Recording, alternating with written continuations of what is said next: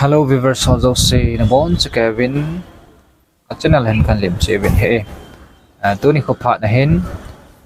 Nagaland gam sunga kol in ko khanen kol kitile mia Bangladeshi kive mi ho khanen naga mi ho khat gam nei naga kitile indigenous mi khat noisi ta na bol echi video chu social media WhatsApp, Facebook ho, YouTube ho la hong viral he zingin hezi achu hechi nagamis pau hello ho supi ulenau ka viver ho het dinga chu kanta lang nomin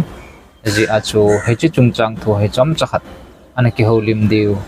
inaki ho lim diu hintin ipi hizong la inzo tinga hele achin achai chu et kham kham wa hin sei zo ting wa hele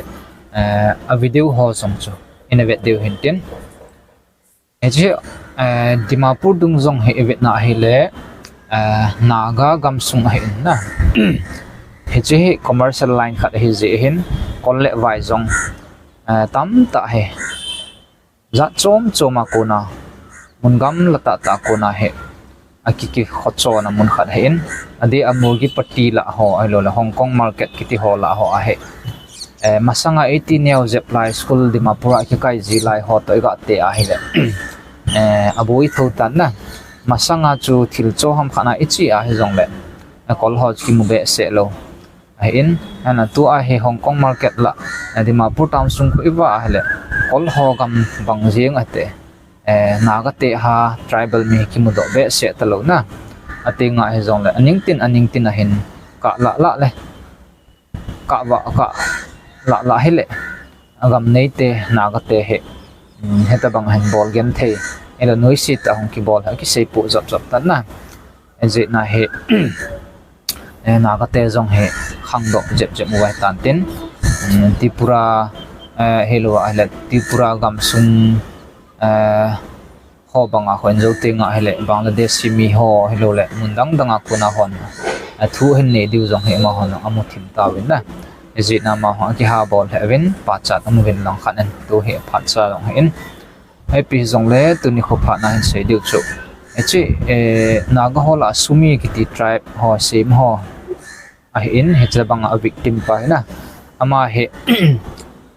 hechi supermarket ki ti a he gachi he ma he youtuber khat he kit thoin na achin a he mun khana he gari aga nga go na he le eche kol dukan bol pa hen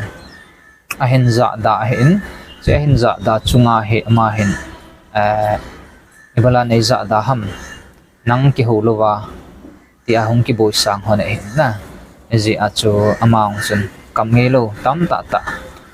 kolpa jong chen hen thla en aloi pa azinu jong chu ki ha bol hen aloi chapa jong chu ki ha bol the jingin he a khat pa jong chu atom thowin epi chi hen lang ha jong le a video chu khat ve an ve ten che video vet na sang chen pa na ka pan atom pi pen chu dang he poi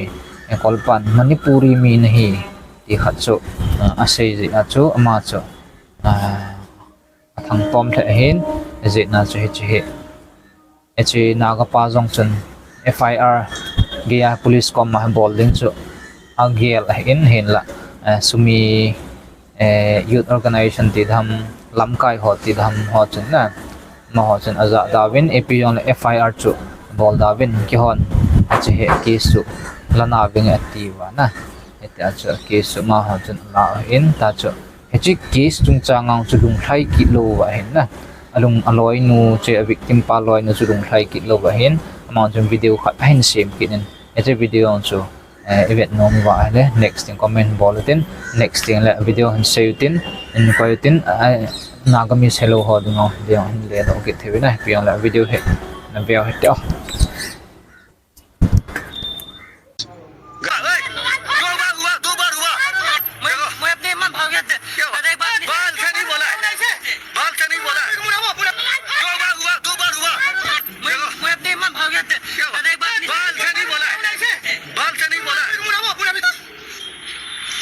तुमसे बात भी नहीं किया है। तेरा जो नहीं है, यहाँ का यही बंदा